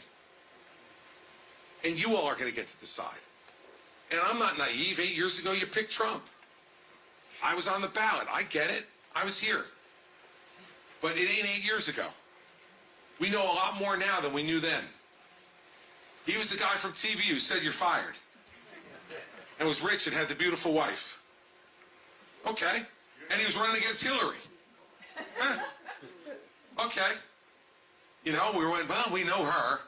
We don't know him all that well. All right, how bad could it be? Well, now we know. Now we know. Look, I picked Mary Pat a long time ago. Well, I feel like a really good scout in baseball. I got her when she was young and she didn't know any better. Signed her up for a lifetime contract and it's worked out all right. But I'm counting on you all to do this. I'm not going to give in. I am who I am. And I'm going to keep giving it to you straight. And it's either going to work or it isn't. But you're not going to say you didn't have a choice. Everybody else on that debate stage raised their hands and said they would support a convicted felon for President of the United States. I'm the only one still in this race who didn't.